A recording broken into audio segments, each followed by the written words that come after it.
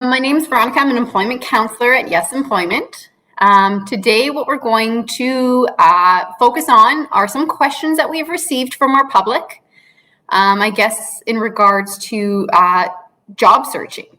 And I guess they'd like to have some answers. So one thing that I want to just touch on first really fast is what I've done in the comment section.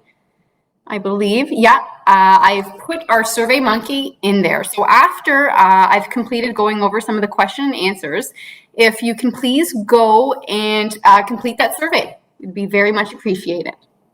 Okay, so one of the questions that were asked is, how can I prepare for a digital/telephone style interview? So one thing you want to make sure of is, even before you sit down for your interview, whether it be over the phone or whether it be done virtually, is you want to test your technology. You want to make sure that you have reliable internet and a solid phone connection or internet connection, so nothing gets interrupted as you're having your interview. You want to make sure also to do your best to minimize some of your distractions that could be happening. So like most parents, you're probably working from home right now. Maybe try and schedule your children to have some kind of activity for the time being throughout your interview, so that there are, in fact, no disruptions. You want to also, sit down where you plan on doing your interview and be prepared. So have a pen and paper ready to go, just in case you have some questions you might want to, jot down that you want to ask at the end. Just make sure you have everything there available. Also want to practice a little bit, but not memorize. So just kind of go over in your head, and even if you want to say it out loud, just some of the questions that throughout this type of interview, what you could possibly be asked. You want to dress the part. So even though it might be done, obviously if it's over the phone, it doesn't really make a difference how you're dressed. But if you're doing it virtually and your interviewer can see you and you could see them, you want to make sure that you're dressed the part. So you just kind of want to go with whatever their style might be. So if it's more of a professional look, you want to make sure that you match that attire. Okay. You try and do your best to make a connection with the interview. So obviously, again, because of COVID, it's really hard to make a connection with somebody when you're not in person. However, it's still possible. So if you are doing it virtually and they are able to see you, try and make as much eye contact as you can. And one thing you always also want to do is just be yourself. They will understand that you might be nervous. Most people are when it comes to an interview, but just try and be yourself throughout the interview, and just always make sure that you do a follow-up. So whether that be an email or a phone call, those are the best things to do following your interview. Okay, so the second question we received was, what are some good questions to ask a potential employer? Now, this is a really tricky one, only because I feel like everyone struggles with this. When we meet with people in the resource center, we have our clients come in and register, and we get to where do you struggle when it comes to an interview? A lot of the times people say, what do I ask the employer at the end when they say, do you have any questions for me? So this is also something that I suggest being prepared for. So before your interview, kind of jot down a couple questions that you might think would be relevant to ask the interviewer after your interview. So some that I've written down here would be, how will you measure the success of the person in this position? So, do they measure it quarterly? Do they measure it on, there's so many ways for them to measure it. So I guess it's different in each field or aspect of a position. So that would be a good question to ask, would be, how will you measure the success of the person in this position? Another question you might want to think about asking is, can you describe a typical day for the person who will fill this position? So, just get them to outline, what's it like working in that type of position day to day. You could also ask them, what do they like about their job? What do they enjoy about working there? Another question you might want to ask is, what is your timeline for next steps of the interview process? So, when do you plan on having this position filled? Is there a start date that you have in mind that you would like this employee to start? just those are, like I said, it's really hard to kind of think about questions to ask at the end of the interview, but I definitely do suggest that before your interview, at least have a couple written down so that you'll be able to ask them following the interview. Let's see here. So the third question that we received was, what can help make my resume stand out to a potential employer? So one thing you want to make sure of it when it comes to your resume and applying to potential employers, you want to make sure that you're responding directly to the job description. You don't want to have just your everyday general resume. You want to have something that is directly related to the position that you're applying to, okay? A good idea would also be to include a header and a summary, or even an objective. A summary would be able to kind of just give a brief description about yourself, okay?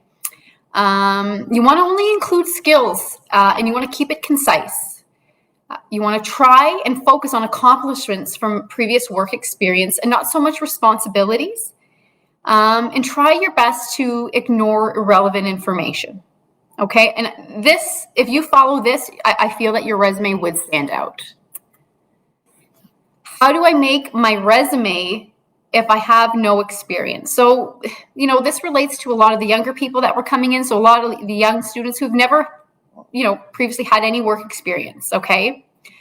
So what you want to do is include a summary statement. So you would like to potentially mention, the grade you're in, what school you attend, if you belong to any sports activities, any teams, just a little description about yourself and potentially even what kind of work you're looking to get into. So whether it be customer service, a labor type position, working outside, just give them a little summary about who you are. You want to make sure you also pay attention to the technical details and not so much the experience. So, for example, you want to focus on your skills since you don't really have that many or that much experience to refer to. Another thing you want to do is also focus on your education and any other skills that you might have. Include any extracurricular activities or volunteer that you've done. So having, being part of sports teams shows commitment. Attending practices every day shows you're reliable. Your volunteer work, it shows that you're involved in the community, just in general, that you're probably a good person. So like I said, just try and include, even though you don't have much work experience, try and give as much information you can about yourself. And if volunteer work, like I said, plays a huge, and it's a very important part of your resume if you don't have that much work experience. Another question that we received is, what is a good place for a 16-year-olds or 16-year-olds to find their first job or position? So when it comes to looking for work, when you're young, you're 16, you obviously don't have a driver's license quite yet, or you're unable to drive on your own, you want to think of your location. So location is very important. You want to consider your transportation. So if it's not on the bus route, or if you're unable to take the bus, is it within your walking distance? Okay, so also that's something that employers look at on your resume. So if you're handing in a resume and you're closer to the area, that also might help your cause if you include that. Obviously your address is included on your resume, but you just kind of being close within walking or within the bus route will also help you out when looking for work. Okay. You want to, obviously the types of jobs you want to look at are local businesses. So, baristas, juice or smoothie shops, those are great places to start if you're only 16 and, you've never had that first job. Grocery stores are great. Food service. So waiters, waitresses, dishwashers, bussers, hostesses, any entertainment. So lifeguards, movie theaters, bowling alleys. These are some of the places that tend to hire younger individuals. Childcare. So babysitters, summer camps. Those people are always looking for people to help out. So, like I said, those are all great places to start if you've never had any type of job before. So how do we get jobs through Yes Employment? So basically, the first step you would do is you'd call and register with our services, okay? From then on, you'd be scheduled to meet with an employment counselor, an employment consultant at your earliest convenience.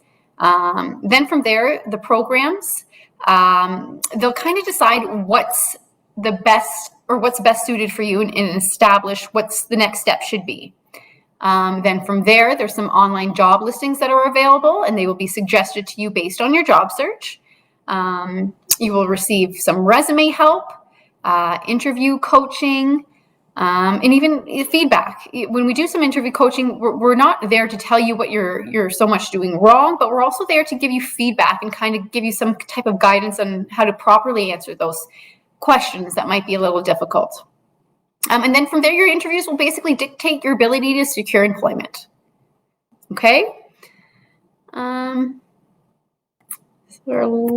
Okay, so this is our last question. Okay, so how much does it cost to use our services at Yes Employment Services? So all of the services provided by Yes Employment are at no cost to the person seeking employment. So for example, like I said, your resume building, we have a lot of people who sometimes don't have anything. So they don't even have anything written down on paper. So we're there kind of help you to build that resume, to get that information on that you might not even know that, or the skills that you have to put on your resume. We're there to help you job search. So a lot of the times people are unaware of what's the proper etiquette as far as how do you drop off a resume, especially in this day and age when, certain businesses are closed. Interview coaching. We're there to help you, guide you through it. Like I said before, give you feedback, and you have also access to our job postings, and those are all free. So when it comes to accessing our services at Yes Employment, your first step is basically just calling and booking an appointment, and you'll be able to meet with an employment consultant that day. And if not, let them know of a time that would work best for you, and they will book you in for that time. Okay. So that's it for now. Those are the only questions that we received. If you think of any, please let us know, and I'll do my best again to answer them. But thank you for tuning in. The last thing I just want to remind you of is if you can please go and fill out that survey really quickly and submit it, that would be great. Thanks a lot. Have yourself a great day.